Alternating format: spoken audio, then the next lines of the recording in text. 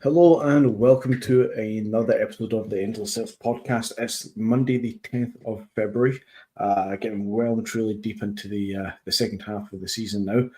But this weekend's game wasn't a league game, it was a cup game against Raith Rovers, and it's going to be the crux of our chat for tonight, boys. 5-0 win against Raith Rovers. I think it was a general standards fair, some good goals, nothing too troublesome. But some introductions for a few players at the back. Looking at Salo, you look at Dane Murray, even the Rocky got a wee run out. So it was nice to see some differences. But overall, I think the game was quite fine.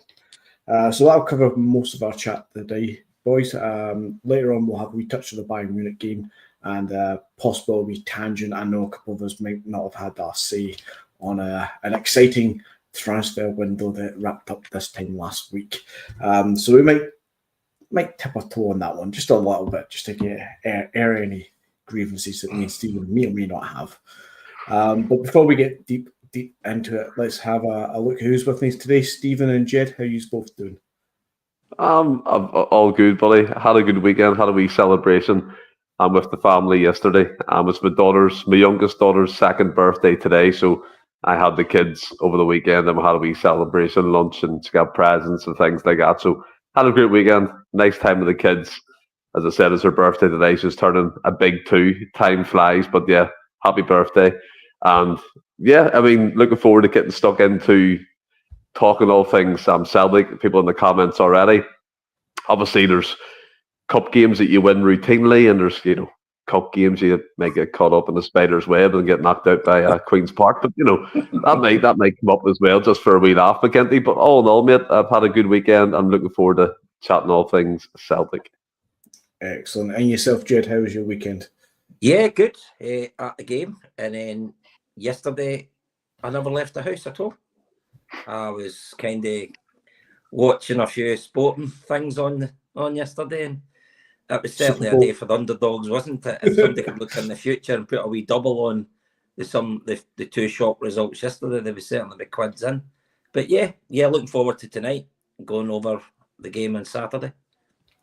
Talking funny that two. Oh, I was just going to say, talking of the two big cup shocks. There was the third shock that I'll get onto in a second, but I've seen a few bets that were placed yesterday.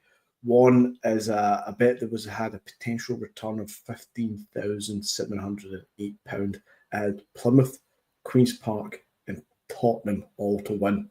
And as we all know what happens with Ange Postecoglou's teams, that did not come up. I've seen another one where a guy cashed out at 70 quid. He put a tenner on the double for Plymouth and Queen's Park.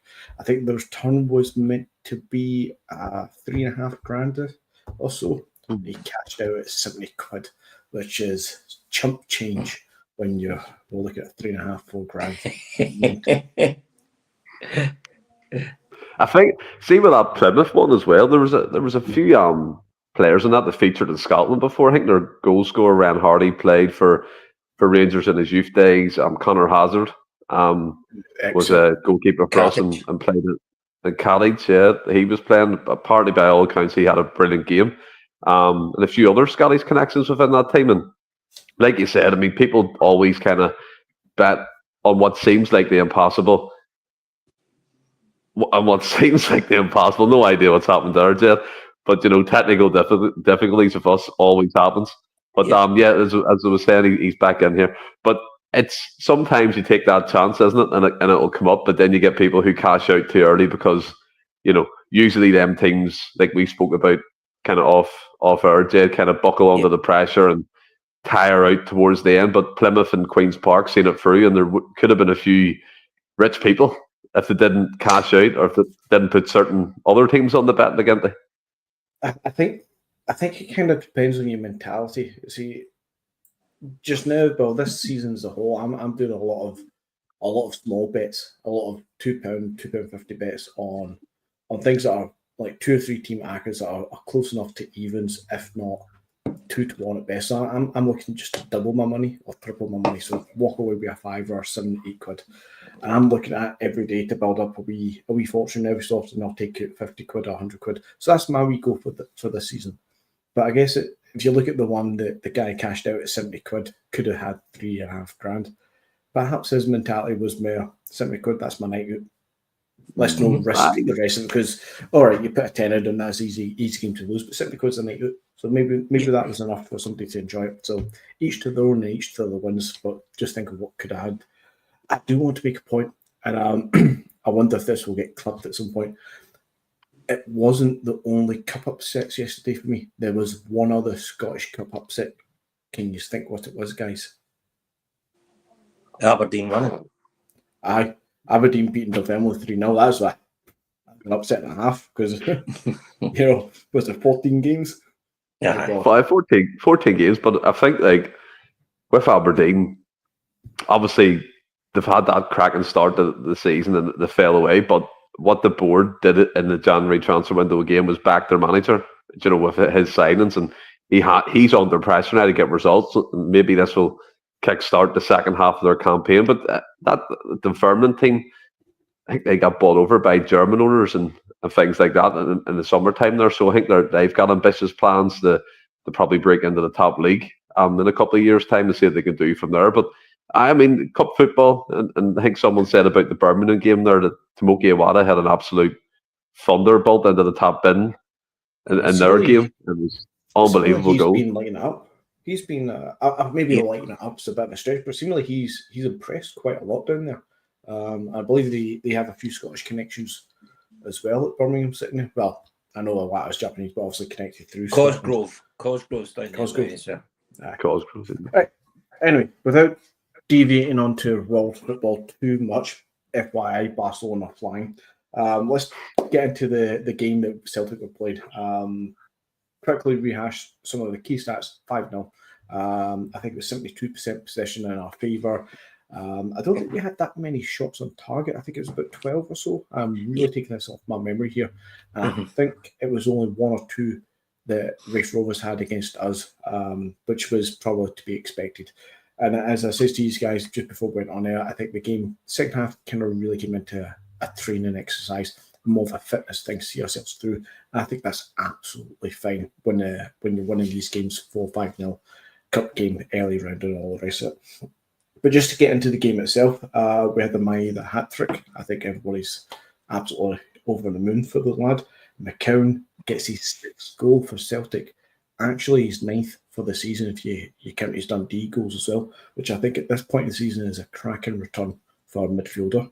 And who I've slated quite a few times in the last few weeks, he gets himself a goal and two very good assists yesterday. Very involved in the goals. Maybe a time for Yang to kind of like his little run in the new year last year, kind of wee run into the team. Maybe it's now something we can see Yang kicking on. I don't have much hope for that, to be fair. I'm just kind of really trying to stay positive for them. I never know. So, Stephen, I'll take it to yourself first, assuming you've seen all the goals as well. Guys, sorry, Anthony, sorry to butt in. Somebody put up there, and I've checked. Maeda's available. They've won an appeal. It's absolute lies. No chance. I will Google that on the side, but I'd be amazed as that. Sorry, wrong one. You show me your front screen there. What's going on here? Is it true right now? Read it out. Celtic FC tonight. Somebody put it up. Confirmed that it has successfully appealed the suspension. The original suspension has been reduced to 1 match, meaning Dyson is available to play on Wednesday night. Right, guys, just end the podcast now. That's it done. We'll see you later. that does change the whole dynamics of this podcast, because this podcast was going to be about 80% of the game yesterday, about 15% on Bayern and just accepted that I'm going to get horsed and then let's move on. But that changes it. Maybe we'll go up to about 40% on the Bayern game now. Wow. I did not expect. I didn't realise. Somebody put it up. I don't know. One of you put up I don't know who. Paul McFarlane. Paul put it, and I was off before I realised. And I thought, see, and I had a quick look there, and it's confirmed. So thanks, Paul, for making me look. That is superb news. Okay, back to the crux of this podcast, the game. We'll take the first goal. Well, we'll lead up to the first goal. I think the biggest point before the first goal was probably Kuhn's shot that he takes coming from the right-hand side. His little Jimmy Forrest-esque kind of cut-down run that he likes to do now. And he just scuffs it just over the crossbar. And I think we all felt that Kuhn was going to have one of those games where he was going to really enjoy his football and get on the score sheet. But he doesn't. But we get to the first goal with Maeda.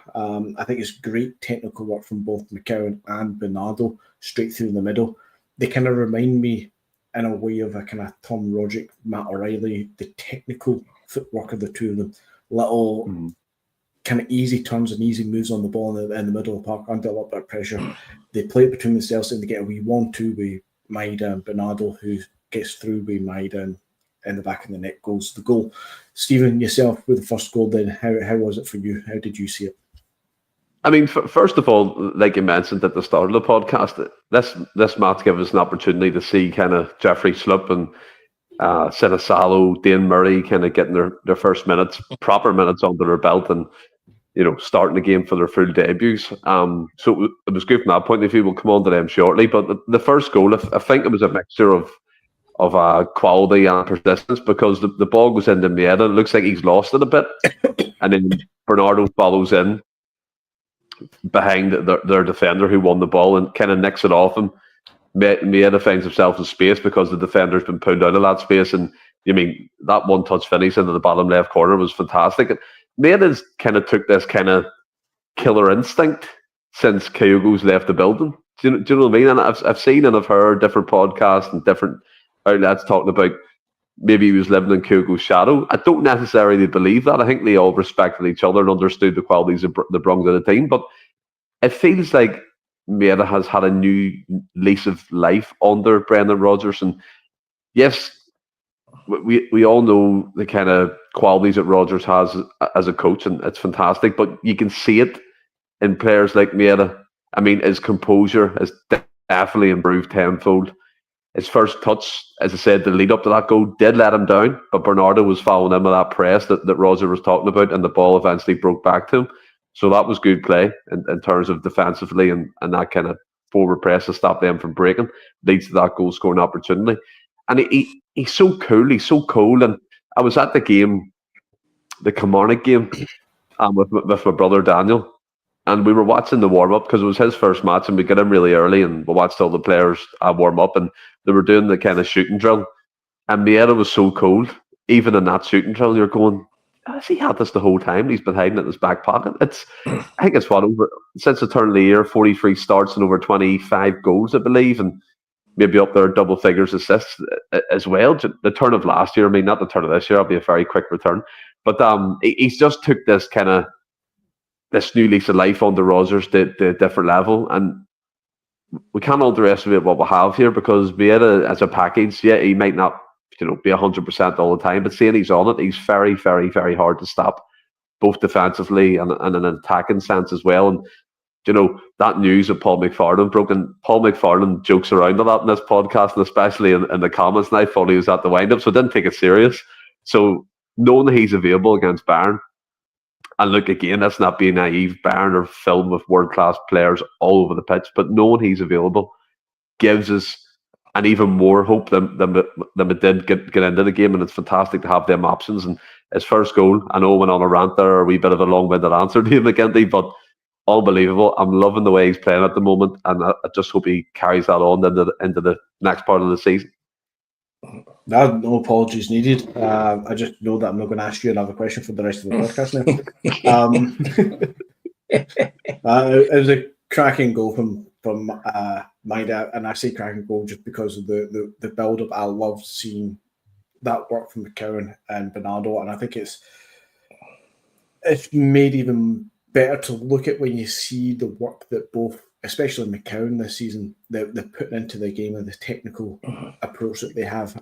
They're not, we've got Jota now, we've got Kuhn, we've got Maeda himself, and everything's all about pace and wing play, and it's great to see at times. But it's also great to see that technical aspect that we maybe thought we were losing with Roderick and then lost again with Matt O'Reilly is still there in the team. It was maybe spread around a little bit more, but the technical work from those two, I think, is absolutely top notch at times. After the first goal, we had the short corner. Ball was played into McGregor, practically at the same place that Nicholas Kuhn had his shot, and this time McGregor skips off the kind of crossbar at the corner. Next thing that happened after that was I think probably Sinisal's only defensive touch of the ball, sort of thing. The ball comes over. Going wide. Yeah, but he still had to do his work. He didn't know. Yeah. He didn't know. Which is all the confidence you can take, especially when you're coming in from the corner, isn't it, Jed? But one ball comes over. It is what it is. I think we would be really harsh if you're going to claim people getting caught out in pace and what it is. It's a long, hopeful ball. The guy gets on the end of it. He tries to lob Sinisalo, who stays strong and gets his hand on it, and it goes out anyway. So all good on that side. Good touch from Sinisalo. Gets his confidence up. After that, we've got then I think it's McCown's goal for the second one. It's Yang slips in a nice ball from the left side. McCown is kind of ghosted in between two players in the middle of the box, and he gets on the end of the cross to get his goal. And what I say, the sixth goal of the season, sixth goal for Celtic and ninth of the season. Jed, you were at the game yesterday. How did you see the build up of the first goal into the second goal, especially that second goal with Yang getting the assist into McCown? Yeah, it was. I mean, seeing before we talk about that again, hats off to the Celtic support. I reckon there was about 50,000 there on Saturday. And bearing in mind, guys, that's not including your season ticket, and then we've got another sellout for Wednesday night. So I could totally understand if people had priorities and were having to say, no, I can't afford that. So well done. I thought it was a great turnout. I just thought, 9 changes, you're always a wee bit worried, but I thought we totally controlled the game. I know it's up against Raith Rovers, but you can only beat what's in front of you. And the second goal, it came from a throw-in from them, and then they broke up Maeda, got the ball, fell to Kuhn. Kuhn's then played it to Yang, and a great pass through for Maeda to finish it. And it was just typical Maeda, is in at the right place at the right time. And guys, since Kyogo went, I think that's 16 goals we've scored in 4 games. Maybe somebody will, if I'm wrong, somebody will pull me up on that. And then, the third goal, again, brilliant work from Yang. We've all been very critical of him. But a great ball in, and another really good finish from McGowan. McGowan is really turning into a fantastic addition to the squad. He doesn't look out of place when he starts. He's very calm in the ball. I know I'm jumping ahead a wee bit, but even for his hat trick, it was a fantastic turn from McGowan to take it down. Just really pleased with McGowan. I did say at the beginning when we signed him, anytime I seen Dundee the last season, I was always impressed with the way he played. And I think if he's honest himself, that he maybe didn't think he was getting as much game time this season, but he more than deserves it. Absolutely more than deserves it. I think as well, Jed, see the second goal especially, that's like the blueprint of how we want to play against European teams. That kind of sucking the ball deep into the half. Obviously, they lose possession. Maeda wins the ball, breaks off on their players. I think Kuhn gets it back, an incisive pass into Yang. Yang looks like he's hit it too far in front of him, but then catches up with it, plays the ball round the side of their defender, and dives in Maeda with a beautiful finish to make it 2-0. And it's it's one of these things. And Luke McCown as well. I think he's going to be like a very, very good squad player in the coming years. He's going to be someone you can rely on. He's going to be someone who'll come in and always do a shift. And you go back to the years we've had countless midfield players who used to do that for us, and Luke McCown especially, knowing what it means to support Celtic, going to watch Celtic matches. He kind of understands that side of the club, which is fantastic. He doesn't need to buy into anything because he already does.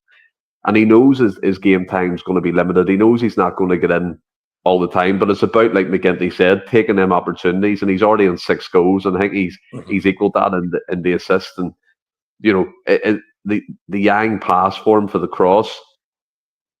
Yeah, I think one of the commentators tried to say that it took a nick off the Raith player, but even if it did, it was still a really deft touch by Luke McCown just to guide it into the bottom corner, and he done that fantastically well. Yeah, well, there we go. Public Farnham, you're the new correspondent. New correspondent. Yeah, I think we skipped the goal or whatever, but McGinty can correct us. But I know the second goal was definitely the second goal was the breakaway, wasn't it? I'm pretty sure it was. Yeah, half time. We did because as soon as Jay started talking about the breakaway and the counter, I thought, yeah, I remember that counter. That's not this goal. And I had to double check my notes, and I've got the second and third goal mixed up. Yeah. But we've covered both goals, so that's fine. Yeah, but guys, also as well, just Bernardo got taken off, but on the way home, listening to the radio, and I think Brendan said it was more of a precaution than anything, which is good, because you don't want to see any players come out, because we need everybody now. There are still a lot of games to get played, and I know, I know we've talked about cup upsets, but listen, I've seen it myself over the years. Raith Rovers beating the cup final, when Inverness beat us, when Clyde beat us, and also I wasn't getting in that game on Saturday night think this is going to be easy, but I just thought we controlled it from start to finish. And it's quite hard to get, because did they put a lot of pressure on us? No. But were they allowed to put any pressure on us? I don't think they were. We were hungry. We were hunting in packs, getting the ball back. Yeah. And that's good. But I think sometimes we can't do that in Europe. That's what we need to guard against. We need to be very sensible and give me a game plan on Wednesday. Because I found it. That's one extreme from Raith Rovers to go to Bayern Munich in the space of 4 days, 5 days. The absolute extremes of the football landscape that is. What I found actually quite telling, just off the back of what Jed was saying there, about the fact that kind of was Raith allowed to put any pressure on us or build momentum. And if you heard Rodgers at his post-match, he was talking about that this was a game that he expected to win, but what he done with the players was he introduced targets. He introduced things that he wanted to see. So he didn't want Raith Rovers getting a sequence of 6 passes together without us not getting the ball. So that proved that our counter press was fantastic. And he wanted Jeffrey Sloop to get involved, and he was talking about getting him into that position, learning him the way we want to play. And I think he really talked about that in depth. So yes, it was a game we expected to win. And I think there's a major difference here, like with mentality. And again, what happened across the city yesterday was absolutely hilarious. And I was listening to Super Scoreboard tonight, just listening to some of the waffle they come off with. It's fantastic. You know, it's entertainment for the ages. But there's a massive difference in mentality. It's almost like what's happened is, without deviating from the game too much, because this kind of pulls into what I'm trying to say here in an overall point. They beat us at Ibrox. They were the better team. But it's almost like they thought that's their season done, and they put their feet up, and the complacency set in, and the thought that's the biggest target is just to beat us once in a season, and that's it. That's not what happens. See, to be a champion, you need to have mentality to win every single game. The cup games, like Jed said, you don't go into them disrespecting your opponents and thinking you just go and show up and play your football and win these games. That doesn't happen. We've seen it with the Plymouth game. Unbelievable. I think Liverpool underestimated them. We've seen it with Emmons. Do you know what I mean? They played probably near enough their full strength team, and I think the majority of them thought they just have to show up and put the boots on, and that game would have been done and dusted. But it doesn't work like that. And Roger is so right. You have to guard against complacency. You have to play professionally. You have to set yourself targets within a game, because then that builds you up as well. Do you know what I mean? It's something to aim for. It's something you can go back into the dressing room and be like, did we do that? Did we meet this objective? Did we do this correctly? And I, like you said, McGinty, we're going to come on to the second half here, but as you said, it was a training exercise. But it was a training exercise with a purpose. It's not like we were just passing the ball for the sake of it. We were trying to get quick in the lines. We were trying to break the play up. We were trying to get in behind and trying all these different variations. It was just really good to see. And I thought the mentality. Barry Robson said after the game, you know, we were very good, but it was very difficult to play. If they tried to attack us, we were just up the park in no time. So yeah, it was a good it was good to see all the players coming in and still trying to play the same sort of system of passing movement. And I have noticed the last few games, we have been passing the ball a lot quicker.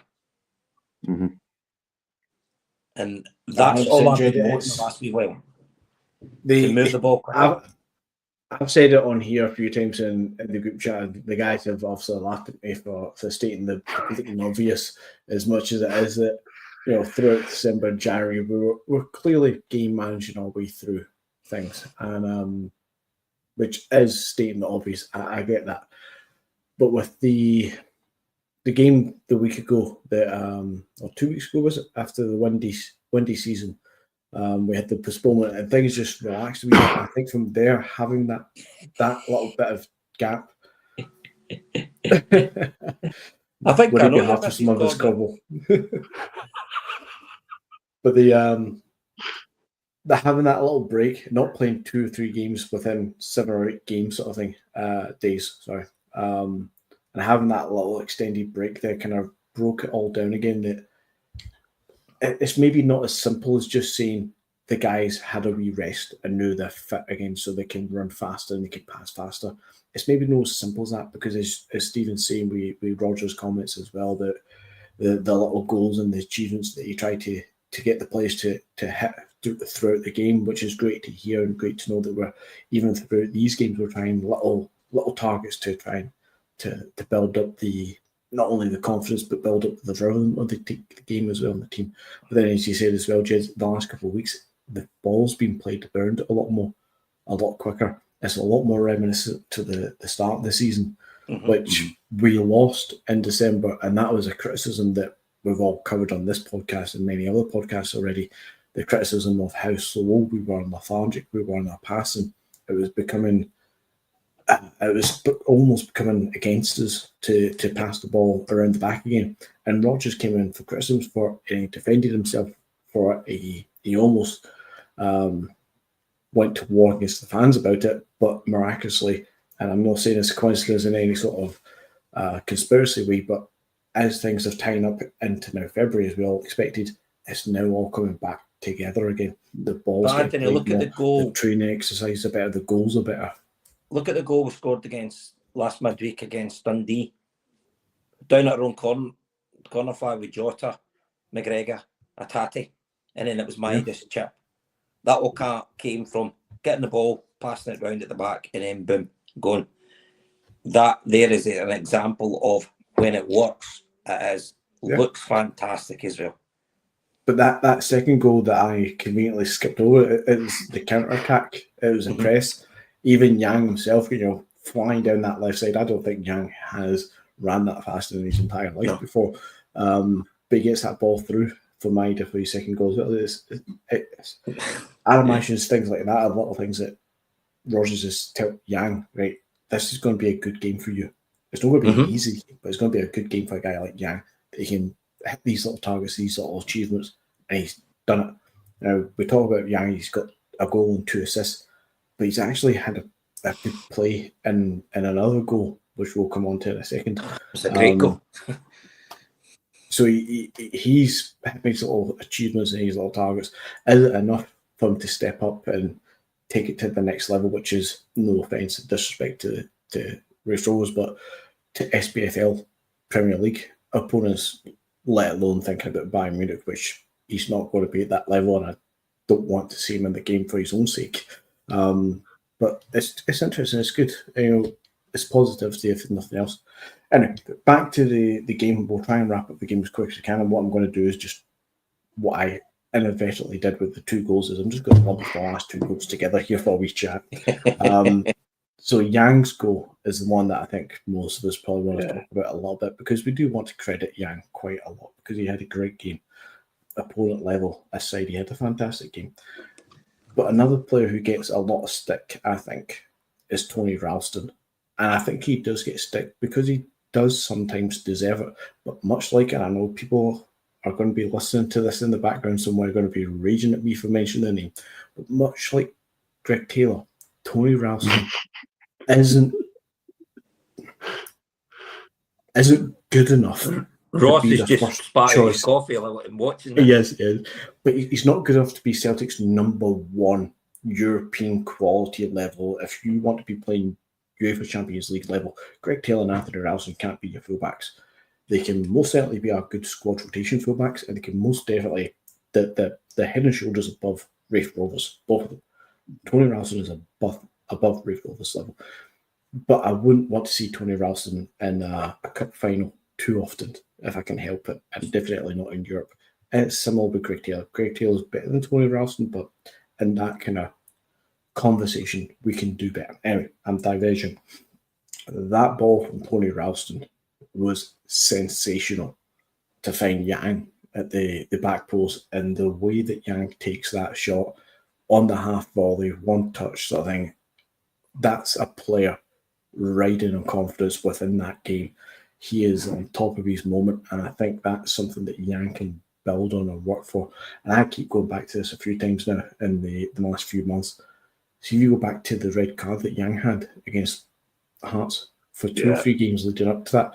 These were the sort of games that he was building into. And you started to really see a good player coming out of Yang.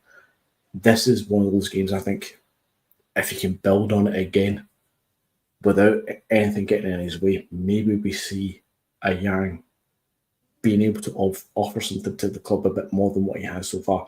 But I can't remember if I said it on the podcast or if I just said it in a group chat, but I'm pretty sure after Jota came on, after he started the previous game, he played just shy of 90 minutes in his first 2 games. I'm pretty sure Jota at that point had done more this season in those 2 appearances than Yang did the entire season. But then Yang comes in against Raith Rovers, and he's, if it wasn't for Maeda, he'd be man of the match. Anyway, last goal. And I'll come open up the both of these for a wee chat about both the goals, guys. It was a lovely ball. Again, I think it was from Yang into McCowan, who does a deft touch flick. Yeah. And he spins on it, and it's absolutely beautiful to watch as well. And this is where the technicality, the thing that you would have seen Roderick try and do, but without the pace. And Matt O'Reilly definitely would have tried to have done it. But that wee flick and turn that he had to then play it into Maeda for his third kind of, I would say, poacher kind of goal right in the 6-yard box, but it's a typical Maeda goal where I've said for years, play Maeda through in the middle. I'm not a genius for saying it. We all know he's good in that position, but through in the middle, Maeda doesn't think. He just instinctively does, and Maeda's fantastic. I think both those goals, the assists for both of them, the play was absolutely fantastic. Jed, I'll open it to yourself for the 2 goals. Take it as you wish. Well, yeah, Ralston, like you say, a great ball, and listen, that was not an easy finish from Jan. You know, and the keeper had no chance because it was so low. It was in before you know it. But also as well, when the 5th goal, you've got to mind, Jang was out in the wing by then because Johnny Kenny was on. I'm sure, wasn't he? So he was coming in from the back post, which he's done a few times this season. And delighted for him. I seen a tweet, you know, he brings his 2 wains to work, gets a hard try, gets man of the match, takes the ball and passes off home. So he did.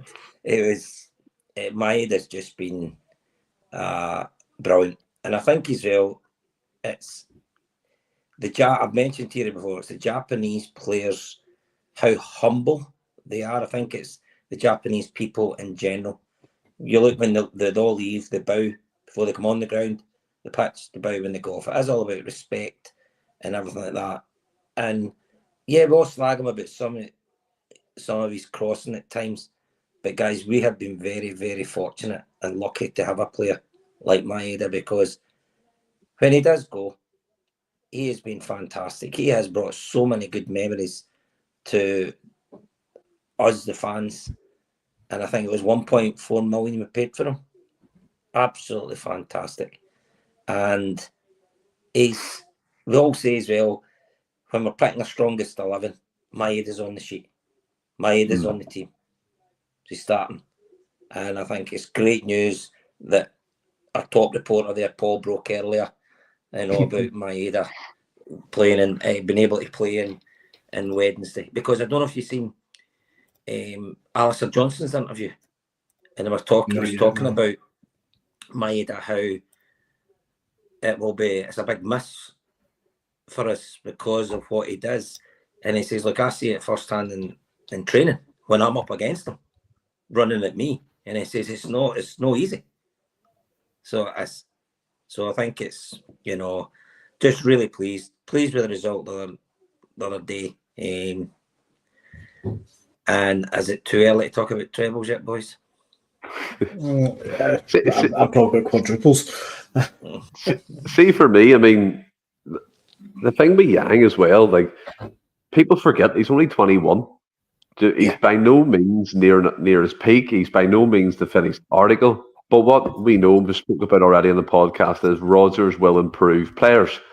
Now, is Yang at a level where we can rely on him yet? I don't think so. But can I see him getting there? I do. But again, the only reason I don't think we got rid of Yang in January was the fact that we didn't bring in another winger. Otherwise, he would have been the next one out the door after Palma.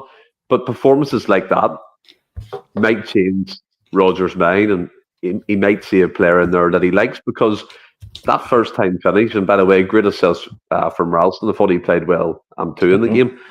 But that ball coming out of there at that speed and him to connect with that first time was a fantastic finish. The fact, like you said, McGinty, he got 2 assists in the game as well. He's probably a bit peeved off at himself for not producing the goods on a consistent basis. But I mean, let's face it, he's came from the South Korean K League, right? I mean, nearly 2 years into his Celtic life, but he came very raw. Do you know what I mean? We've plucked him out of obscurity. We've brought him over to Scotland. Everything's different. The culture's different. He's probably homesick. He probably misses his family. But slowly but surely, he's probably getting over each of them milestones and probably get more kind of involved with the group, getting more involved with the training sessions. And Roger spoke about it post-match again. He always tells the players to kind of track the play, follow the play. And Yang done that. He anticipated where that ball was going to go, and he was there at the right time. Now, look, by no means am I saying this is going to kick him on. He's going to get 9 goals and 20 assists before the end of the season. But it's a nice confidence boost for him. And if that leads into the summer and he gets a loan move somewhere else and he benefits from that, that's fantastic, because people go out and loan and come back and have successful careers. Christopher Ayer, so I mean, they all featured quite heavily for Celtic after a loan spell. So I don't think we can write off Yang yet, and I'm really happy that he had a great game and performed well. It's funny you mentioned the fullbacks, because I don't know if you've seen it today, but Alex Valle with is that the 8th best left back in the world for his age group, according to data and whatever metrics this website uses. But it's a credible website that the UEFA use. So he's 8th in the world, and we let him go with no replacement. And it's just Celtic, I suppose. But then Jeffrey Slupp didn't know we were going to sign him until 2 p.m. on deadline day. Forward planning and all that. But put that to one side. The last goal, again, look, as you said, look, McCann with that fantastic bit of skill, and it's knowing that space is so tight, and he has to get that touch correct, otherwise it's going to go out for a goal kick. He manages to retrieve it. He puts a lovely ball across the 6-yard line. I thought that Raith player must have thought that's a clearance. He's putting that out for a throw-in, and then dives in the head and just steamrollers him and takes the net out in the process. So, look, it's, as you said, we'll wrap up the game, but all in all, it was a very good game, routine win. We're through to the quarterfinals of the Scottish Cup, against the other powerhouses of Scottish football like Queen's Park and Aberdeen and all them types of teams. You know what I mean? So yeah, we're in the mix, and I'm looking forward to a decent Scottish Cup campaign. And guys, you know what I noticed at the game when we brought on Uroki and we put Scales out to left back? I was just going to coincide with what looks the unit. It's the tallest our back four has been all season. They four have finished the game, because I've always felt our team's a lot too small. Bhoys sits next to me at the game. He was down at the Villa game, him and his son, and he said it really showed up against Aston Villa when you were at the game how small in height we were compared to Villa. Villa's quite a big physical team, and that would be my only thing. I've said that, like, moving forward, I would like to be a bit more height in the team. But we can sort that out in the last day of the summer transfer window. The last day, exactly. I think you make a decent enough point there, because when you look at our best centre-back defender in Carter, he's not the tallest. No. He's no doubt taller than myself, of course, but he's not the tallest that we've ever had as a centre-back option. So it is an interesting point in kind of looking at. And I was delighted when Rocky got a game, actually. Honestly, I was so pleased for him coming on. Again, I'm going to say this about Dean Murray as well. And Sinisalo, to be fair. Mm-hmm. None of them really put a foot wrong. There's definitely one moment that Dean Murray had to track back and run with his man. Mm-hmm. And he did well to stand up to him. Wasn't the cleanest of kind of defensive moments, but for a young guy, he did well tracking him back. It was somewhere deep in the second half. But see, overall, for the three of them, it's a training exercise more than anything else. But as Stephen says, there's little achievements and little goals and targets to be met. And I think they've all would have hit them. And I think we'll get into it eventually in this podcast or another podcast, especially in the Rocky, about what's going on behind the scenes. But I think there's a player there. And there's a player in Dean Murray. There looks to be a player in the Rocky. There looks to be a player in Jeffrey Schlupp. I know we'll have a conversation about the merits of letting Valle go for some reason when apparently it was an arc throw. But, to kind of wrap up the game, there's a few points that were made that I would like throughout the chat there that I would like to just kind of touch on myself a little bit, shall I say. One of them was, in fact, the most biggest one is the midfield. It's something that I've noticed all season. It's something I'm really happy with. And see the depth and the quality in the five guys in our midfield. It is fantastic. And I'm not saying Cow and Bernardo are, number one picks for Celtic midfielders. They're not. But I'm not saying the shit either. At the same time, I'm saying all five of them collectively. It's a great bunch of midfielders to be able to pick from. And see, because we don't have the noise of, and I mean no disrespect to anybody, the noise of a Turnbull who wants out the door at times, or the noise of a Wata who isn't quite cutting it, or Ismaili Sorrow, or even Odin Thiago Home, who's still on our books just now. But we've kind of cleared the clutter, be it that some of them are on loan, some have been sold many moons ago and all this. The clutter's cleared. See, as fans and management, the coaching staff, and even the players themselves, they all know what the core five is for a three-man midfield, and they nicely rotate. Any one of them can come off and any one of them can come in. And I include Cal McGregor in that, because sometimes we play really good without Cal McGregor, sometimes we play really good with Cal McGregor, and it's the same for all five of them. They all can enter. They can all come out, and the midfield looks a little bit different, but they all can fill in, do a wee job here, replace somebody, do a little job for them. They're not the exact same all the way, but they can all do everybody's parts collectively. And I think it's a really good depth that we've got in the midfield that I would love to see throughout the rest of the squad, which I think is getting there. But it's really nice to see. And that was one of the points I think it was Jed mentioned, of course, with Bernardo going off injured. It's just the fact that we can bring in other players and nothing changed, like quality-wise. The midfield just didn't feel like, oh, fuck, here we go. We've lost a bit of technical ability because Bernardo's coming. We don't lose anything. Everything's just works. It's really good. Another thing I was just going to say, I didn't mean to cut over you there, but are you going to touch on the interim results? The what? The financial PLC results. The financial results. I have no idea what you're talking about. No idea what you're talking about. We'll deal with that. No, we'll deal with that. Basically, guys, I'll break it down for you. We're fucking loaded. You can't be talking about Celtic having lots of money and not making any transfer moves. I don't understand what you're saying there, Jay. Yes, we'll get onto it. In fact, this will be a good segue. I'll wrap up the game and let's call the game as it is then. There's a comment that I heard from Rogers in one of his post-match interviews, and the interviewer was asking him about Dyson Maeda as Stephen's mentioned earlier, he seems to have stepped up to the plate out of Kyogo's shadow as such. People have been saying that about Adamida as well, but we played Kyogo through the middle as well, so it's all great. Both of them are stepping up, and both of them are going to challenge for this position, which is fantastic. But there's something that Rodgers mentioned after Kyogo was on the way out and before the window closed, was that Maeda wasn't going to be his replacement sort of thing. Paraphrasing, but words in the mouth sort of thing. Yet he made a comment after the game where the interviewer asked him about Maeda and playing through the middle. And Rodgers says, well, that's why I play him there, because he'll get his goals, which I thought was really interesting because he wanted another striker in. Yet now he's telling us, well, he wanted another striker in, and he also told us that Maeda wasn't going to be the replacement. Yet here he is playing Maeda through the middle, and that's him now telling us that's why he's playing there. And I don't mean to be pure nitpicking as hell to Rodgers and analysing his words too much. It is what it is. I found it really interesting that I don't know. I need to be careful how I say it.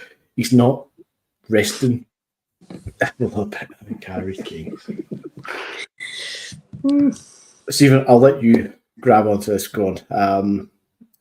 No, say what you were going to say. You may as well just get it out. Yeah.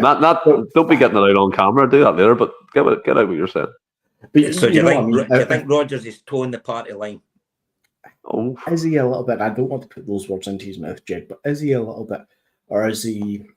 Other people have made good comments, and I've not got enough time to delve into it. But trust me when I say this, I'm not meaning this as a complete dig to the club and or Rodgers. I'm just trying to think it all out. Rodgers, is he accepting the position he's in? Is he working his magic behind the scenes? Is everything rosy that we don't see it? Or is things a wee bit muddled and we don't understand or whatever? I don't know. Stephen, I want your opinion on it more than anything else. With the interim results coming through, it basically said that we're £1.7 million of a difference between this time last year, which was actually to the end of December, not including January and the start of February. But basically, in a nutshell, we are about on a par for this time last season financially. And yet here we are letting Kyle go, not bringing a striker, but now we've got a striker that's not a striker, who is a striker, who doesn't want to be playing as a striker, but Rodgers has him as a striker, whatever way you want it. Where's your thinking on it all, Stephen? Is Maeda our striker replacement? Should we have got somebody else in? Fitzgarden, Sterling, the Serbian guy, whoever you want to pick the name of. What's your thinking on this, Stephen? Well, Sam Fran comes in, a bit of tension is healthy. And I agree with that, both in personal relationships and working relationships. You need that kind of to and fro. But like with Rodgers, there's been countless occasions where he's kind of backtracked on what he said. If you go back to his whole kind of spat with the fans, that changed after 2 or 3 weeks. He was back praising them again. If you go back to when he used to crack up when Celtic supporters say we're playing too slow, he would disagree. But then 2 weeks later, he would say we're too slow and we're passing it back too much. So there's been different times where he's, backtracked on what he said and reneged on it and kind of sided with whoever was saying whatever at that time. But the way I look at the transfer window as a whole, and kind of more compounded with the fact that we've seen the interim results released today, it's been a failure. And there was no hint of accountability in their statement. I don't know if anyone's read it, but there was no hint of accountability for the shambles that transfer window was.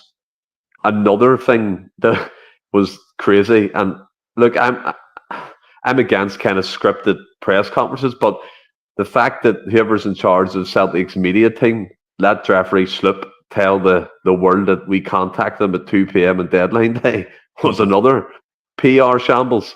So there's another panic signing that people chose to believe it was a Rodgers contact and it was far down the line that we didn't know, but that was bullshit. It was just because we couldn't get in Kieran Tierney over the line. Also thought it was really low-key announcing Kieran Tierney on the interim results. And, it was a bit, that's a bit of a shit announcement. But And Rodgers is playing a game for me. He's kind of between a rock and a hard place because I think he said it the other week. There's no point in him getting angry about it. There's no point in him throwing his toys out of the pram. There's no point in him, having verbal confrontations with whoever now, because I think in his head he's accepted that the Celtic board will never ever push the boat out to where he knows they can. And that's probably his frustration in terms of making that jump into European football. And I don't think for 1 second Rodgers is saying to the board, look, if we spend 11, 12 million pound every window, we're going to win the Champions League. I think what he wants is progress into the last 16, year in, year out, try and be up there with the likes of, Ajax, who've made it before the semi-finals. I know it's one-offs, but we can do that as well if we put the right investment into the club and the right structure in place, the scouting department, which seems non-existent. It's a shambles. And the window as a whole, McGinty, we should have signed a striker.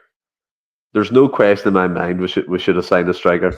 There was a winger today, the Royal Antwerp winger. I can't pronounce his name, but he came out and said today that he decided against moving to Celtic because he wanted to get back from his injury and kind of be fit for the summer. So that's interesting. Does that mean if we hadn't signed him, would we have signed Jota as well? Maybe Jota was, whether we hit the set or not here, backup to this Royal Antwerp player who we were after in the summer as well. But look, that's all hypothetical here, but he did come out in the press conference and say that today. It's just, it's just shambolic. I've never been one to toe the party line. I think we can do so much more. There's so much work that needs done at Celtic Park. It's disgusting. The infrastructure needs updated. And it's like, if they come out and said, look, we've ring-fenced £20 million for stadium upgrades, that's brilliant. At least where a portion of the money's went. But the fact again today, we've got £67 million in the bank. We gained £2.2 million in interest in the last 2 months. And it's sitting there doing fuck all. And the statement was pitiful. Last year, it was all about, oh, we're disappointed we didn't do business, blah, blah, blah. We're going to try and rectify this going forward. But there was none of that this year. There was no hint, as I said, there of accountability. And I just thought it was shocking. The statement was shit. Yes, we're cash rich, but there's no point having money if you don't spend it, in my opinion. I'd agree. There's a lot of talk, and I don't want to get into podcast wars amongst ourselves too much. But there's a lot of talk about how, and I do agree. I do agree that some deals are complex. Some deals do take time. Some deals do have various components to them. But the highlight of it, as you said, there was Jeffrey got contacted at 2 p.m. and the deal was done by, I think we all knew, around about 9:30, 10 o'clock that deal was done. So in the space of 7 or 8 hours, we can get a deal done if we want to. And most clubs can do that within, a third of a day. That deals can be done quickly if you want them to. It's got to suit both parties, Anthony. It does. The three parties. The three. The player included the two. Yeah, the two clubs involved in the player. And I do agree, and I do get that. However, what I don't get with how Celtic operate is, let's take the example of Matthias Fitzgarden. We've chased this guy for over 18 months, 2 summer windows and a. Well, actually, no, yeah, 2 summer windows. His prices went up every time we went after him too. But the reason why, Jed. The reason. Yeah. We're desperate. But why are we not just getting the deal done? If we wanted him 6 months ago, 18 months ago, whatever it was, why are we not just getting the deal done? Why has it taken us until after Kyogo had left for us to find out that Brøndby wanted apparently 14 million euros and we didn't want to pay that? And I accept that we don't want to pay 14 million euros. Mm-hmm. I'm okay with not paying 14 million euros. That's a big outlay. I'm okay with Celtic not paying that. But go find somebody else. If our upper limit was 8 million, go find somebody else. Is that the Serbian guy, Strelic? Then fair enough. But they wanted 9.5 apparently, so maybe that was so fair enough. But we can't surely have only had 2 names on our striker options, and we exhausted them. And one of them was Fitzgarden that we chased for all this time and never looked elsewhere. And but some people are fans, and this is where I don't want the argument. Sorry, Jed. This is where I don't want the argument to overspill too much. Some people would want us to believe that it's all complex things take time, and I get that to a degree. But Jeffrey Schlupp tells you that it doesn't need to be that complicated. It doesn't need to be that annoying. One after the value balls. I don't know. But at the end of the day, is we're at the window. It is the team that we've got.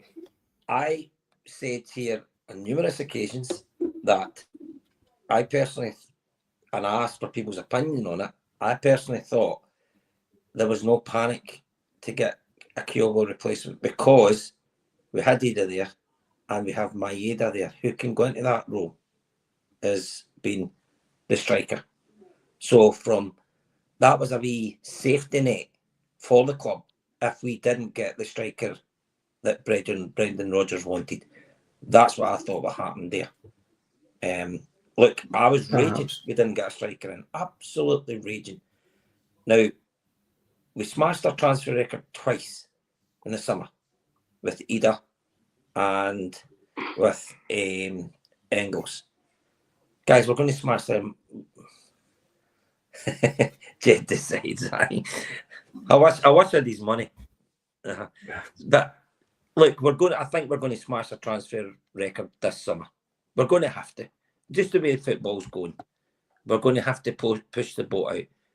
But listen, guys, as we all know, we can push the boat out and we'll be fine. But what I'm more concerned about is, and again, I've brought up here on numerous times, we need to get a transfer business done so early because we have Champions League qualifying coming up. So we have to have players coming in, up and running. Now, Stephen, you mentioned there about that winger. If we got him, we wouldn't have got Jota. I still think we would have took the two of them because I have a feeling that Kuhn will be away in the summer. We're going to sell him when so we can get top dollar for him. So that's I think maybe that's where we're planning. We can take this other winger and let Kuhn go. I could be wrong, but that's what I think we're going to do. I think we still need 3-4 players in the summer. That's even assuming we don't lose anybody. Because there is position we need strengthened to help out the team. But what I don't like, Jed McGinty, we've all spoken about this as well, is the fact that Rodgers comes out and he says we shouldn't be in this position this late on as a club. And then you get the board statement last year after January. And you can maybe give them a bit of leeway because they accepted a wee bit of accountability. They acknowledged there was money in the bank and it's not healthy being there. Fast forward, as I said, Rodgers comes out this window, says we can't be in this position. And it seems like a never-ending cycle. One window we believe Celtic are doing the right thing. The next window we're standing still. And look, I'm not getting all negative because it's not been a negative podcast. We've had great crack talking about the game and about the downfall across the city. But if we want to keep people like Rodgers at Celtic long term, you have to think ambitiously. You have to push the boat out, and that requires a football department that function properly. And Michael Nicholson with all that world-class basic stuff, fuck off. That makes me ill because we do nothing world-class. Yeah, we're building the Barrowfield and redeveloping it. That may be world-class, but our stadium's not. Our playing squad's not. So there's a lot of things there that needs to be developed properly. And I mean the stadium's that in terms of things that need fixed. The atmosphere is world-class and the fans are world-class. But we've let Kyogo go. We haven't replaced him. Now we find ourselves in the position. Thankfully, Maeda's available. It's brilliant news. But if he'd have picked up an injury 10 minutes into that game, you're having to throw on Johnny Kenny, who has no experience at that level. Do you know what I mean? Yeah. That's where the anger comes from. That's where the frustration comes from. It's like, where's Paul Tisdale, Jed? He's disappeared. He's come in and done nothing. Stephen, I think he's well all in agreement. We should have had a better transfer window. And I know people are saying we need to support Brendan Rodgers. See, first and foremost, I think they need to support the fans. Yeah, 100%. We deserve to be seen to be a little more ambitious. I totally understand if we didn't have the funds to do it. We have. That's where it comes. Yeah, you're on mute, buddy. Your audio's went, yes. Somehow he's muted himself. Can you hear me? Aye. Yeah. Right, I know what it is. So I put our headphones in and it's connected to this. Wife's listening to our chats. So but this brings me. The fans deserve for the club to spend a bit of money, and Rodgers deserves that as well. But first and foremost, the fans deserve that. So this brings me back almost to the Fitzgarden thing. Why have we chased him for this long? I can only presume because Brendan Rodgers actually rates him. So why are we not backing him? Why do we always leave it to the point where things are well, begin to approach this hypothetically. Are we not, is the Celtic board not pushing? Now, look, again, I'm just trying to come at this at a different angle. Have they not received commitment from Rodgers that he's going to be there for the long term? And maybe they're saying to themselves, why should we invest 11, 12 million pounds in players in long-term contracts and you won't be here? Could that be an issue? Could be, but I think we're going down a path of second guessing ourselves. Like you'd be second guessing everything all the time. I think I do see your point. I do. Rodgers won't leave before his time. He can't do it. I think he's here for the 3 years. Okay. I'm just curious and wondering if he's back to the point that he was the first time around, and he's just going to manage out the next 18 months himself. But again, back to the Fitzgarden thing. I just don't understand what our end game is with this player. Is this it now done? Can we call it quits with the guy when I'm going to say him? That's brilliant. Let's move on. Who's the next person? I don't understand who the next person is. I mean, obviously not because I'm not in the recruitment team, but we seem to have only chased this one guy for 18 months, and yet we've not signed him. And every time we go back into him, the price tag goes up and up and up. And now we're going to turn around and say, oh, well, we'll go back in at summertime. But what if the guy turns around? Well, they're summer football, so they're cold season just now. What if he starts the new season and bags 12 goals and they turn around and say, yeah, 18 million? At what point do we have a backup option after that? Or do we hope that he's going to have a shit start to the season and we'll get him for under 10 million because 14 was too much? I don't see what the end goal is because no one has a ball. That's the problem. So nobody does exactly. So we just need to wait till the transfer window opens, and let's hope we get the deals done early. We do. It doesn't happen often though, Jed. No. Experience tells us that won't be the case. But I'm just, I'm as Stephen says, let's not delve into this too much more now. Poor Ross, he's not even on and he's getting it tight. But McGinty, I agree. Like, and you know, I know Ross said they're changed the record, but I think when we get a bit of success, we put to the back burner of the issues that still remain at the football club, and they always come to the fore when the transfer season rolls around, and you know we're talking about record transfer fees and blah blah blah. It's frustrating. The Queef Garden. It's incredible. My pronunciation here, isn't it? Fitzgarden, whatever his name is. I think that boat has sailed. I don't think we'll go back in for him. Surely I think we'll have to. No, we've made 3 or 4 attempts and got rebuffed at every opportunity because we keep lowballing them. So I don't think that's a viable option. So I'm looking for new, fresh targets, and hopefully Tisdale and whatever scouting team that he's managed that 83-year-old guy who's word breaking signed by Celtic to scout for the future. Ex-Spurs manager David Pleats. It's hopefully he can pull something out of the hat. I know he had a lot of involvement in the Dele Alli deal, but he was years ago. He's old news now. But let's see what can happen in the future. Just see crisp garden.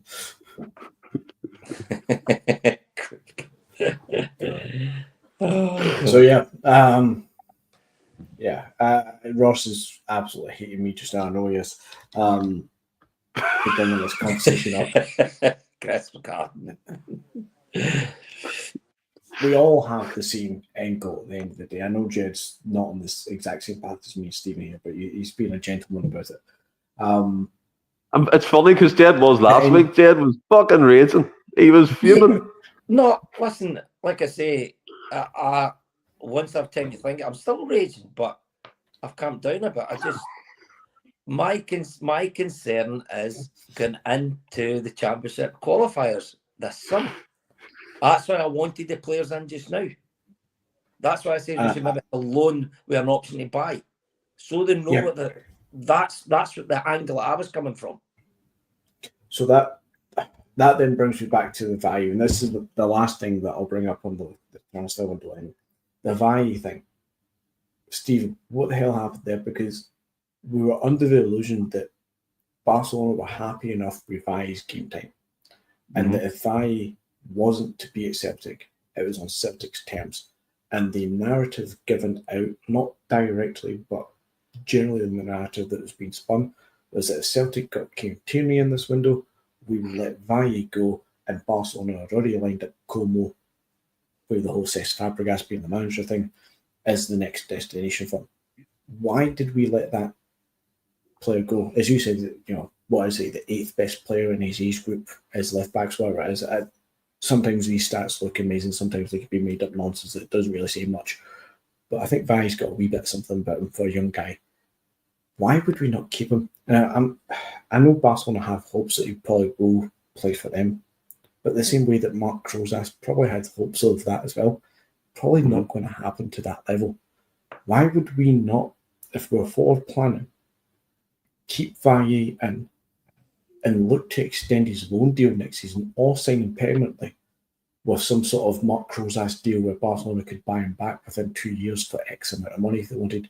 Why would we not work the Vai angle better to future plan? That whole transfer saga seemed a bit backwards at times, to say the least, Stephen. Well, that would require brains and being smart. Do you know what I mean? And forward planning for the future. I mean, the whole left back situation is baffling to me. I know Sam Fran comes in. Sloop has looked an upgrade so far, but we've wanted the physicality. Sloop played his first full game against Raith Rovers, so I wouldn't get too far ahead of ourselves here. But he is experienced. He's won the Premier League, and look, I'm for the signing because he is a stopgap. But we find ourselves in a situation now where, if rumours are led to believe, it's got stronger over the last couple of days. Greg Taylor's agreed to join Dynamo Moscow on a pre-contract deal, and he'll leave in the summer. So apparently that's been quoted by an outlet over in that country, very reputable source close to Dynamo Moscow, or to Dynamo Zagreb. Sorry, Dynamo Zagreb. But yeah. Got there in the end, Jeff. Got there in the end. But so he's apparently agreed to leave. Fitzgarden. And then between what is it? That Fitzgarden plays for them. Queef Garden. And so he's apparently agreed to leave on a pre-contract. Jeffrey Sloop's a temporary signing. Alex Five, the interesting the interesting thing with that deal is Como deal actually is Como deal includes an option to buy, which we didn't have. Yeah. So that they've got a €6 million clause in that contract. They can buy him. So that tells me he was available, but Celtic. That now annoys me even more. And I've noticed. Sorry to jump in. I've noticed. Was it San Fran brings this? Physicality. Schlupp does look better. I think Schlupp looks decent on the ball. The little game time that I've seen so far, I think he will be fine for the rest of the season. But if you're saying that they've got that $6 million deal for Bayern, that just makes it even more baffling that we've let that. Look, if you look at it, we're effectively. I know Kieran Tierney's coming in, but we'll have to sign another left back as well. Do you know what I mean? Because Jeffrey Sloop's on $60,000. We're not going to be able to afford him. No, and he's also 32, going on 33. Again, the Sloop deal, as we said earlier, didn't come into the ether until 2 p.m. on deadline day. It's not like we planned ahead that, we want more physicality, we're going to get Jeffrey Sloop in. He's been in the door for 2-3 weeks, or been on the plate for that long. So he was a last minute scratching around. Rogers, can you pull something out your arse sort of situation? It begs the question of what the hell overall is the recruitment team doing at Celtic? That's the thing. I mean, this is what I'm saying. Like every other club, you kind of know the structure. You might not know it inside out, but you know who the director of football is. You know who does their analytics, their data, that type of stuff, and we know none of that. I'm led to believe that Tosh McKinley's still a scout. It's like, Probable. what? Do you know? And it's the scouting department. I remember even Postecoglou, now again, he said this right at the start, that it needed improved, they needed revamped. And that was part of the kind of talks, initial talks. And when he was in his contract, he was talking about revamping that whole analytic data side of things. And Rodgers came back in it. He said that he was happy with it. And then he changed his tune and said it wasn't up to scratch. And we got Tisdale, the doctor, in to sort everything out. And by all accounts, it's flatlined and nothing has really improved. And as I said, I'm trying to not be negative, but I can never ignore the situations going on in the club because we have some success. It doesn't work like that. If you want success to be continued, you have to invest in the right areas of the club. You have to get the right structure in place. You have to get the right people in the right positions to make an action. Do you know what I mean? To make a good fist of it. And like Jed said, be prepared for these early qualifiers. There's going to be no easy games in this Champions League route. Do you know what I mean? And we've seen Midtjylland take scalps off us. We've seen Cluj. We've seen Bodo Glimt. We've seen all these teams take us when we're under par and when we haven't prepared properly. And I don't want that happening again. But unfortunately, that's the road we seem to be going down. And look, Alex Faye, no one's saying he's the answer. No one's saying that he would have been the greatest left back in the world. But if we included that £6 million buyout option, we could have had a top young prospect on our hands with an experienced Kieran Tierney heading up the left back department. That would have been a great position to be in. But at this moment in time, we need to rebuild that whole side of the thing. There's an easy solution to this. We win the Champions League this year, we automatically get in. Exactly, Jed. Simples. And that brings us into we'll give a target. Well, let's have a wee 5-minute discussion then. A couple of guys have mentioned Sloop should start on Wednesday night. Wee 5-minute discussion to wrap up the rest of the podcast, guys. Bayern Munich, where do you see realistically the expectations for the home game at least? Do we see a result in our favour? We draw, scoring a goal or two, Stephen? Jed, you take it first. I talked for a long time there. Listen, it's going to be a tough game. We will need to put a performance in like we did against Red Bull Leipzig to have any chance. If we can take any victory over there, that'll be amazing. We've never beat Munich before. It should be a good game. Like I say, it's a sellout again. They'll fill their end. We just have to make it intimidating for them. Now I know they say, "Oh, they've been there and done this, done that," but you've seen the Man Uniteds, the Barcelona's, Juventus over the years. They were top teams, and they said they struggled in the atmosphere. So again, the fans have a big part to play on Wednesday night, and just guys, stop out the silly wee passes across the middle of the park where if we lose it. Oh, Jed, how frustrating is that? That's what I'm saying. I'm hoping Rodgers maybe looks at the Aston Villa game, not when we played them, when Aston Villa played Bayern Munich there, when they sat back a lot. They went to a back five when they had to, and then hit them in the break. So I'm hoping, listen, my heart's saying we're going to win 2-1, but my head, I think the best thing we can maybe hope for is a draw. But I hope I'm wrong. I hope we win.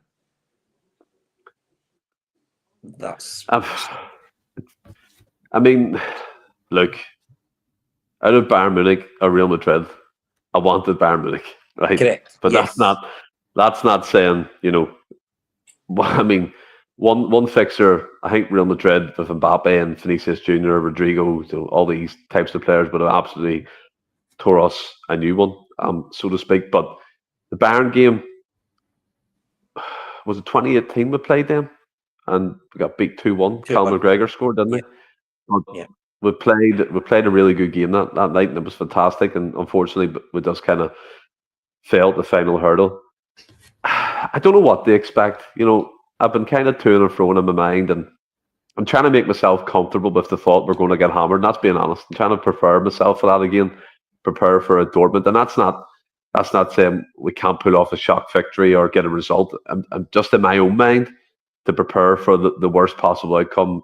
It's well underway, let's say. But I'm optimistic.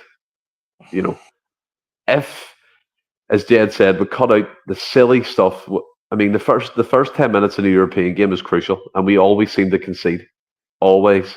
We never manage to see the 10, 20-minute mark without conceding a goal, and then we're facing an uphill battle. If we match the same intensity levels as we did against RB Leipzig, I think we do have an outside chance of pulling off a draw or a victory, because that night we were incredible. And if you kind of mix that with the kind of the robust performance in Italy against Atalanta, then you have hope. And I know they've got like Kimmich and Harry Kane and people like that who are world class in their own right. But as Dad said, the Celtic Park atmosphere when it's on fire is, you can't beat it in any place in world football. But it's keeping that going for 90 minutes. It's not only cheering when the Champions League anthem's on. It's singing. It's going mad at any available opportunity, back in the team. Don't be getting on their backs if they make a mistake. Don't be getting on their backs if they don't seem to be getting up the pitch because they're trying to see the game out. Just, stick with the team any way you can, any way possible. And hopefully we can pull off a good result. I think in Germany, for me, it's a foregone conclusion. It's in my opinion. I think even if we went there with a 1-0 win, I do think we'll get turned over in Germany. And it's just me being realistic. It's just the position we are as a club. I'm not bringing finances into this, but I mean, like, in terms of quality of squads, we can't compete. You know what I mean? We struggled against Aston Villa and Borussia Dortmund. I think Bayern Munich are on a different level to them. And Aston Villa did get a result against them in their group phase campaign, but overall, I think Bayern Munich will have too much. But hopefully, we get a respectable result at Celtic Park to kind of keep that unbeaten. Well, we're 5 unbeaten at home in the Champions League for the first time in years. So if we can go to 6, that would be some way. It'd be good going. Yeah. I think the goal for me is not to be embarrassed over the 2 legs, generally speaking. I think somebody will put money on Celtic to progress, of course, but I think you're deluded if you think Celtic are going to get through this tie, to be honest. It doesn't mean it can happen. I think expectations definitely need to be that Bayern Munich are going to go through. But I'd like us to get to the point where, if you look at the Dortmund game, we were embarrassed at that game. We were not up to scratch. But then the Leipzig game and even the Atalanta game, we showed ourselves really well against Leipzig, obviously, but we didn't look at a place against those teams. Now, the thing with Bayern Munich is that Bayern Munich are Champions League winning caliber, whereas Dortmund, Atalanta, and Leipzig are, they're quarterfinalists, and that's where we hope to be. Hope to be. Stephen mentioned Ajax got to the semi-final. It is a one-off to a degree, but it's not an unexpected one-off for Ajax. Whereas if Celtic got there, that'd be like shockwaves around Europe sort of thing. Like, how did that happen? But that's where we need to get to, is that getting a lot of run for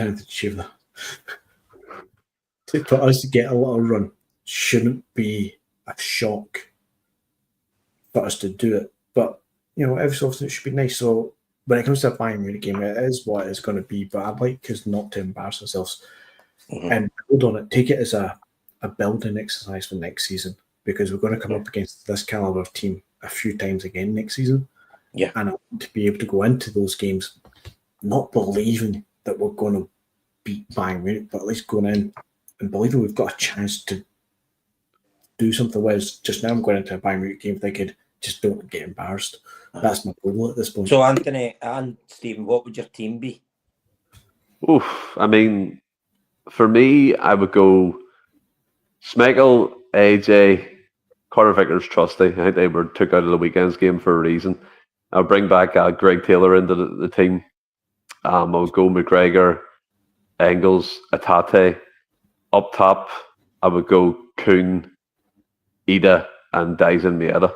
That would be my lineup. I know that Roger spoke post-match and said that Jada would be starting, but I don't think he knew the news yet of the appeal for Dyson being won, which is fantastic news. It gives us a wee lift getting into that game because he would have been a huge miss, a huge miss. And I know your man in the comments was saying about defensively that they're a wee bit weak and we can get at them 100%. I agree. And talking about Feyenoord took 3 goals off them as well in the Champions League group phase. So look, optimistic, but I'm prepared. Let's say, McKenzie. What about yourself? What would your team be? I think you're probably spot on. I think the only question marks is left back for Sloop or Greg Taylor, especially with the news that Greg Taylor looks like he's probably signed that pre-contract. So do we keep persisting with him? I don't mean that disrespectful. I just mean I'll be maybe a bit more assured on the ball we Sloop. And then the other option is the kind of the 3 of Maeda, Jota, and Adamida. Which of the 2 get the nod over the third one? Personally, I would put Jota, Maeda, because I want to see that pace. I want to see that energy and that drive. But I've got a feeling he'll go with Maeda either up top. I think he has to. I think he'll stick with that, and Jota will come out for tired legs sort of thing. I would just like to see. When the signing was made, I was really excited, assuming no striker came in for Jota or Maeda. I can't wait to see that in full flow. Yeah, well, I would go with the starting 11. Both of you said, I think Taylor's nailed on to start. And yes, 2 hours ago, we all thought it was going to be Jota. But you cannot not play Maeda and also Kuhn.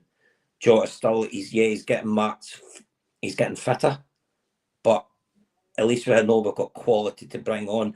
Whether that we put Maeda up front when we take Ida off. But listen, Ida will be champion at the bat as well. This is another one to make a name for himself. And yeah, guys, this is what we all want. We want to be playing against these teams. Yeah, they are head and shoulders better than us, but we want to be able to do ourselves proud. Now, we can do ourselves proud by still getting knocked out. We just don't want an absolute doing. That's all. I don't want to get pumped 5, 6, 7. Yeah, especially at home. It would be great to keep that record. That's 2 seasons in a row in the Champions League. We have not been beat at home. That's progression. So let's hope. But I agree again, Stephen. I did not want Real Madrid because when they're on their game, they've not had a great campaign, but they do. But they come alive. They come alive in the later stages. They have been there and done it. And listen, let's be honest. They would have wanted us. Every team won. The 2 teams would have wanted us. So. We got the team probably we wanted. So let's go do. I mean, listen, imagine the guys that's on Friday night. Let's hope they're talking about a fantastic win. Here's hoping. So last thing I'll ask both of you, Stephen first, Jed second. Give us a prediction for the score then for Wednesday night. Aye. Right, okay. So my heart's telling me I would love to see a 2-1 win.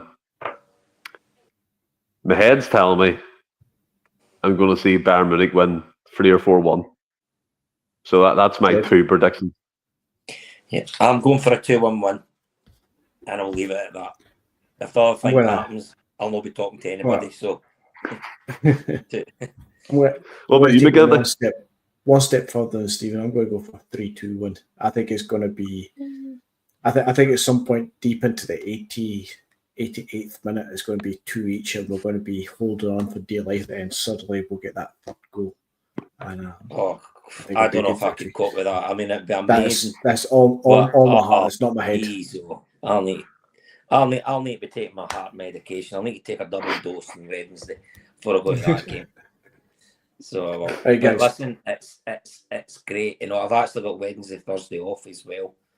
So I'll go and pick up my daughter from her work, and we'll head straight in. So yeah, I'm really looking forward to it.